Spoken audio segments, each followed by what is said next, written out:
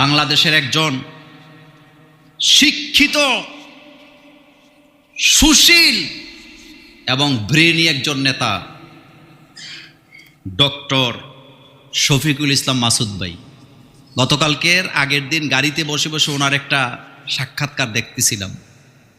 তিনি বলেছেন তাকে যখন ধরে নিয়ে যাওয়া হয়েছে, ছাদের উপরে উঠাইয়া বলছে আপনার জন্য দুইটা রাস্তা, একটা হলো আপনাকে এখান থেকে ধাক্কা দিয়ে নিচে ফেলে দিব, এটা নথিতে উঠবে যে পালাইতে গিয়া ছাদ থেকে পড়ে মারা গেছে, অথবা আমরা আপনাকে গুলি করে এখানে মেরে ফেলে দিব, এটা নথিতে উঠবে বন্দুক যুদ্ধে মারা গেছে। কথা কয় না? তাহলে রাস্তা কয়টা? আপনি কোনটা নিতে চান? উনি দৃঢ়তার সাথে বলছে দুইটা রাস্তা তো একই, আপনাদের যেটা মনে চায় সেটা করেন। এটা মোমেন্ট। এবার শোনেন, ওইটা আমার বলার উদ্দেশ্য। তিনি কতটা ব্রেনি হলে একথা বলতে পারে যে আপনি আমাকে ধাক্কা দিয়ে ফেলে দিয়ে বলবেন যে দাওয়া খাইয়ে মারা গেছে, তো এটা যেই রাস্তা আপনি আমাকে গুলি করে মারলা, দুইটা একই রাস্তা, মরা তো ঠিকই আছে, আপনাদের যেটা পছন্দ হয় আপনারা সেটা করেন, আমার কোনো আপত্তি নাই। তাকে তখন বলা হয়েছিল, এই সাক্ষাৎকারে তিনি বলেছেন, এক পর্যায়ে তাকে বলা হয়েছে যে মাসুদ ভাই, আমরা প্রশাসনের লোক, আমাদের হাতে এতটাই ক্ষমতা, আমরা সব করতে পারি, শুধু জীবন দিতে পারি না। তার মানে বোঝা গেছে নব্য ফেরাউনের গোষ্ঠীরাও স্বীকার করছে যে জীবন দেওয়ার ক্ষমতা তাদের, কিন্তু মারার ক্ষমতা তাদের কি? বলেন জীবন কে দেয়? আপনি একটা পিঁপড়াকে মসজিদে বসে টিপ দিয়ে মেরে ফেললেন, আপনি বলেন তো এই পিঁপড়াটা আপনি আর জীবিত করতে পারবেন? এটা জীবিত করতে কাকে লাগবে? আল্লাহকে লাগবে। আপনি মেরে ফেলতেছেন মানে আপনি মৃত্যু দেন না, আপনি তাকে হত্যা করতেছেন। আর আল্লাহ আপনাকে যেটা দিচ্ছে, তুলিজুল লাইলা ফিন নাহার অতুলিজুল নাহারা ফিল লাইলি অতখরিজুল, বলেন অতখরিজুল হাইয়া মিনাল মাইয়িতি অতখরিজুল মাইয়িতা মিনাল হাই। আল্লাহ হত্যা করে না, আল্লাহ মৃত্যু দান করেন। মানে অবস্থানকে আল্লাহ কি করে? পরিবর্তন করে। সুবহানাল্লাহ পড়েন। এই ক্ষমতা একচ্ছত্র মালিকানা কার? এটা যদি মাথায় থাকে, আপনি কখনো মানুষের পেছনে ঘুরবেন না, আপনি আল্লাহকে তালাশ করবেন, আপনি আল্লাহকে খুঁজবেন, আল্লাহর কাছে নত হবেন। আপনি দুনিয়ার কারো কাছে আপনি মাথা নত করতে পারবেন না। রিজিক কে দেয়? আল্লাহ দেয়। সম্মান কে দেয়? ইজ্জত কে দেয়? হায়াত কে দেয়? মৃত্যুকে দেয়। মরণটাও আল্লাহ দেয়। আমাদের দেশে জাতিকে যারা পথ দেখায়, যারা জাতীয় নেতা হয়, হাঁটতে পারে না, ওষুধ না খাইলে ঘুমাইতে পারে না, এই রকমের লোকগুলা যদি জাতিকে পরিচালনার দায়িত্ব নেয়, তো হেতে নিজেরই তো নিজের দায়িত্ব পালন করতে পারে না, এতগুলো মানুষের দায়িত্ব পালন করবে কেন? দায়িত্ব পালন করতে হলে ওমরের মতো সাহস লাগে, হযরত আবু বকর সিদ্দিকের মতো মেধা লাগে, হযরতে আলীর মতো, উসমানের মতো কি লাগে? বড় মন লাগে, তাইলে দায়িত্ব পালন করা যায়। সংকীর্ণ মন নিয়ে দায়িত্ব পালন করা যায় না। এই শিক্ষা কোরআন আমাদেরকে দিয়ে গেছে।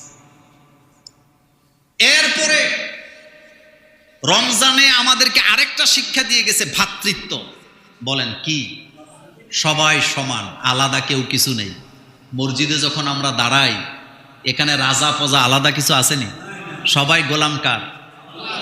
আল্লামা ইকবাল বলে গেছে, এক হি সব মে খাড়া হো গয়ে মাহমুদ ও আয়াজ, না কুই বান্দা রাহা না কুই নেওয়াজ। একই কাতারে নামাজ পড়তে দাঁড়াইছে, মন্ত্রীও দাঁড়াইছে, তার অনুসারীও, কিন্তু দুইজনের দাম এখন আলাদা না এক সমান? সবাই এখন কার গোলাম? একজনের গোলাম, আল্লাহ। আরাফাতের ময়দানের দিকে তাকান, আরাফাতের ময়দানে রাষ্ট্রপ্রধানরাও আছেন, সেনা প্রধানরাও আছেন, দুনিয়ার বড় বড় মোড়লেরাও আছেন। আবার একটা লোক 10 টাকা 20 টাকা করে জমাইয়া আফ্রিকার কোনো দেশ থেকে আসছে হজ করার জন্য, আরাফাতের ময়দানে একটা লোকও আলাদা নাই, রাজকীয় হালাতেও নাই, সবার গায়ে একই পোশাক, এহরামের কাপড় পরা। এটার দ্বারা আল্লাহ সারা পৃথিবীর মানুষকে বুঝায় দিছে, আমার কাছে ধনী গরিব আলাদা কিছুই নাই, সবাই আমার কাছে সমান। সবাই আমার কাছে কি? সবাই সমান। আবু জাহেলদের উঠানের মধ্যে একদল দাসী বসে আছে। কি বসে আছে? কাজকর্ম শেষ করে দাসীরা একসাথে হয়েছে কথা বলার জন্য। প্রত্যেক দাসীর উপরে অত্যাচার হয়। একজন দাসী বলতেছে, আমাদের উপরে এত অত্যাচার হয়, কবে যে আমরা এই অত্যাচার থেকে মুক্তি পাবো, আমাদের কোনো চোখে রাস্তা দেখি না। আর একজন দাসী বলতেছে, একমাত্র লাত, মানাত, উজ্জারাই পারে আমাদেরকে এই বিপদ থেকে হেফাজত করতে, রক্ষা করতে। বলার সাথে সাথে তৃতীয় নম্বরে হযরতে সুমাইয়া রাদিয়াল্লাহু তাআলা আনহা দাঁড়ায় বললেন, তোমাদের কারো কথাই সঠিক নয়, তোমাদের লাত, মানাত, উজ্জারা আমাদেরকে হেফাজত করতে পারবে না। আমাদের হেফাজত করার ক্ষমতা একমাত্র আকাশের মালিক আল্লাহ। বলেন কার? আল্লাহ। একজন দাসীও বুঝলেন যে হেফাজতের মালিক আল্লাহ, অধিকার দেওয়ার মালিক আল্লাহ। কিন্তু ডক্টরের ডিগ্রি নিয়ে যে ব্যক্তি বুঝলো না যে আল্লাহর আইন ছাড়া মুক্তি পাওয়া যায় না, এটা পাগল, এটা ছাগল, এটা ছাগল। একজন দাসী বলতেছে মুক্তি দেওয়ার ক্ষমতা কার? কথাটা আবু জাহিল শুনছে। কে শুনছে? মাথা গরম হয়ে গেছে। আবু জাহিল যায় বলতেছে, এত বড় সাহস, আমার চোখের সামনে আমার বাড়িতে বসে বসে মুহাম্মাদের রবের প্রশংসা করো, এত বড় সাহস তোমাকে দিল কে? এখন আপনার কাছে আমার প্রশ্ন, সুমাইয়ার দাম বেশি না আবু জাহিলের দাম বেশি? আসতে কয়, আরো জোরে বলেন। কেন সুমাইয়ার দাম বেশি? কারণ তার মধ্যে ঈমান আছে, সে এটা বুঝে, তার রবকে সে চিনে, তার মালিককে সে চিনছে। কিন্তু আবু জাহিল আর এক পয়সারও দাম নাই, কারণ সে তার নিজের মালিককে চিনতে পারে নাই। এজন্য আমরা পড়ি, সবকিছুর মালিকানা কার? তাবারাকাল্লাযী বিয়াদিহিল ওয়া হুয়া আলা কুল্লি শাইইন কাদির। হযরত সুমাইয়া হোক কৃতদাসী, কিন্তু সে তার মনিবকে, মালিককে চিনে। আর আবু জাহিল দুশাইন্না গরু হোক, কিন্তু সে তার মালিককে, যার কারণে তার এক পয়সারও দাম নাই। হযরতে বেলাল কৃতদাস, মালিককে চিনে, সুবহানাল্লাহ পড়েন। কিন্তু উমাইয়া মালিককে চিনে নাই। বেলাল হোক কালো, কিন্তু বেলালের দাম কম না বেশি? কিয়ামত পর্যন্ত বেলালের নাম শুনলে মানুষেরা বুঝে যে এখানে একটা সুন্দর কণ্ঠ ছিল, যে ইসলামের প্রথম মুয়াজ্জিন। কিন্তু উমাইয়ার নাম শুনলে কলিজা বরাবদ্ধ আছে না নাই? মালিককে চিনতে হবে। যারা ঈমান আনলো তাদের মালিক আছে, যারা ঈমান আনে নাই তারা বাজাইরা গরু। বলেন, এত আস্তে বললে হবে না, বলেন। যারা ঈমান আনে নাই তারা কি গরু? আর যারা ঈমান আনছে তাদের মালিক আছে। মালিকটাকে আমি আপনাকে আরেকটু ক্লিয়ার করি। বাজারের মধ্যে আগের দিনে খোদাই গরু ঘোরাফেরা করতো, যেটা ইন্ডিয়াতে এখনো আছে। খোদাই গরু মানে হলো তার গলার মধ্যে কোনো রশি নেই, সে সারাদিন রাস্তায় রাস্তায় ঘুরে, বৃষ্টিতে ভিজে, রৌদ্রে জলে, রাত দিন সব সমান, রাত কাটে রাস্তায়, দিনও কাটে রাস্তায়, কারণ তার কোনো মালিক নেই। আছেন এরকম গরু? কিন্তু আবার আরেকটা গরুর গলার মধ্যে একটা রশি আছে, এটার মালিক আছে নি? এই গরুটা যদি হারায়া যায়, মাগরিবের নামাজের পরেও যদি বাড়িতে না যায়, মালিক টর্চলাইট নিয়ে ঘুরে ঘুরে তারে বাইর করবে, আমার গরুটা গেল কই? কারণ এই গরুর এত কদর তাকে খুঁজতেছে, কারণ তার মালিক আছে। আর যেটা রাস্তা রাস্তায় গরু, ওইটার কোনো কদর নাই, কারণ তার মালিক নাই। সুতরাং যারা ঈমান আনে, আল্লাহ তাদেরকে এইভাবে করে হেদায়েতের টর্চলাইট দিয়ে খুঁজে, বান্দা আমার কাছে আয়, আমার কাছে মাপ চা, আমি তোর মালিক, আমি তোরে মাপ করে দেব। আল্লাহু আকবার বলেন। ঈমান আনছেন মানে গলার মধ্যে একটা রশি লাগাইছেন মালিকের। ওই মালিকের নাম কি? ঈমান আনেন নাই মানে গলার মধ্যে কি নাই? রশি নেই, আপনার মালিকেরই ঠিক নাই। আপনার মালিক হবে ইবলিস, না হবে লাত, মানাত, উজ্জারা, শয়তানেরা, ইবলিসেরা আপনার মালিক হবে। আপনার মালিক কখনো আল্লাহ হতে পারে না।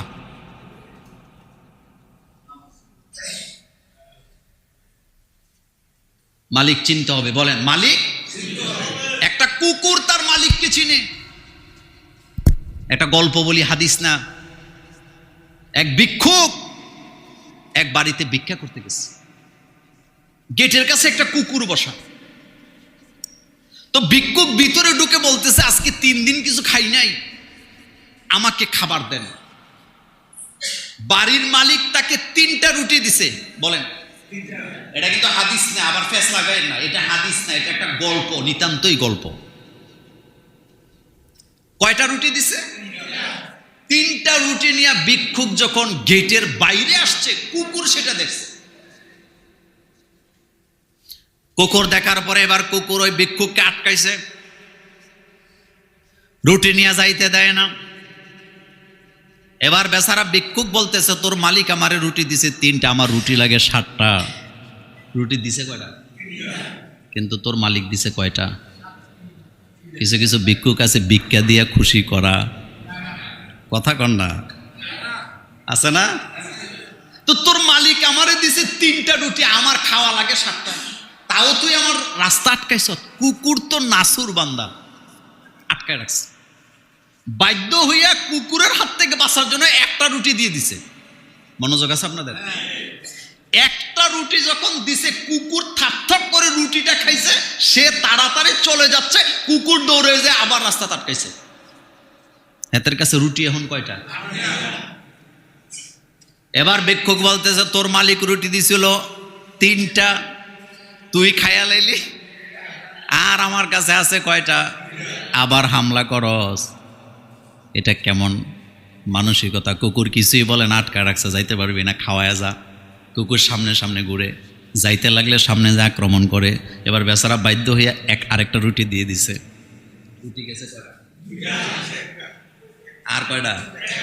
হেতে এখন ওই রুটি লিয়ে দৌড় দিছে। হেতে ভাবছে রুটি নিয়ে চোখে, মানে কুকুরের চোখের আড়ালে গিয়ে আমি এটা খাবো।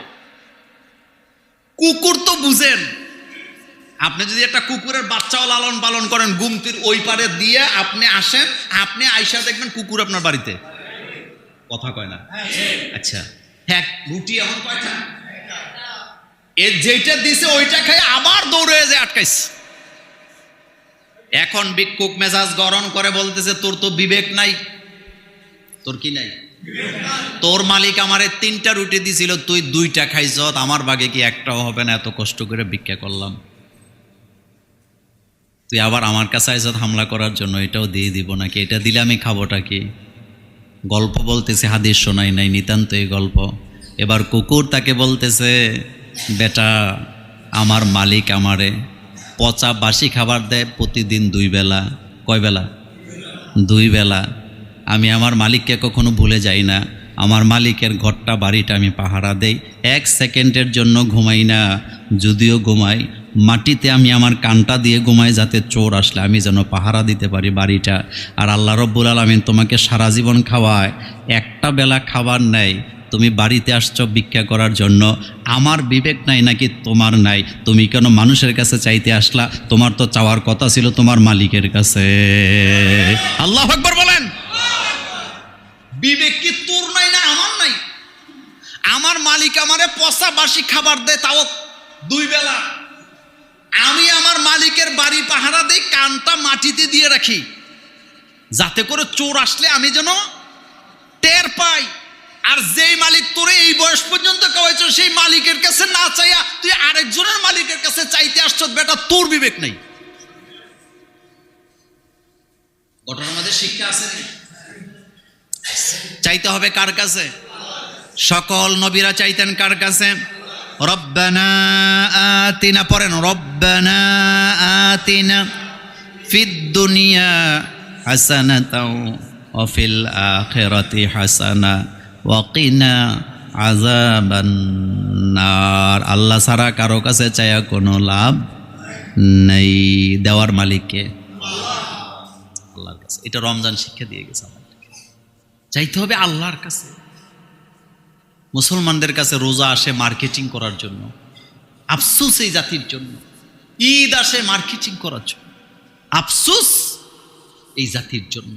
রমজান আসছে তাকওয়া শিক্ষা দেওয়ার জন্য, কিন্তু এই রমজানে যখন এমন তাকওয়া দেখি যে সারা রাত মহিলারা বেপরদা হইয়া মার্কেটিং করে, তখন বুঝি এটা তাকওয়া না, এটা নেক্সরতে ধোকা দেওয়ার জন্য তারা আমাদেরকে বলে। এই বছর ঈদের মিছিল হয়েছে না? কথা কেন? কি হয়েছে? ঈদে যে মিছিল করছে এটা নিয়ে আমার কোনো আপত্তি নাই। ঈদে যে র্যালি বাইর করছে এটা নিয়ে আমার কোনো আপত্তি নাই, কিন্তু আপত্তিটা অন্য জায়গায়। ঈদের মধ্যে মানুষের গোড়া বানাইলি কেন? হাতি বানাইলি কেন? পেঁচা বানাইলি কেন? বানাইছেনি? বানাইছেনি? তোরে অধিকার দিছে কে? মুসাফির কখনো জান্নাতে যেতে পারবে না। এই যে ছবি আঁকতেছে, অঙ্কন করতেছে, ডাব্বা দিয়া পেঁচা বানাইতেছে, তারপরে কি কুমির বানাইতেছে, কুকুর বানাইতেছে, শিয়াল বানাইতেছে। হাসরের মাঠে আল্লাহ বলবে এগুলো রু দে। রু কার হুকুম? ফেরাউনের কাছে রু আসেনি? নমরুদের কাছে আসেনি? আবু জাইলের কাছে আসেনি? রুয়ের মালিক কে? এটা দুনিয়ার কারো কাছে নাই। পৃথিবীর সকল মানুষ স্বীকার করে, যত বড় সন্ত্রাসী হোক, যত বড় স্বৈর শাসক হোক, একটা কথা স্বীকার করে, মারার ক্ষমতা আমাদের আছে, কিন্তু জীবিত করার ক্ষমতা আমাদের।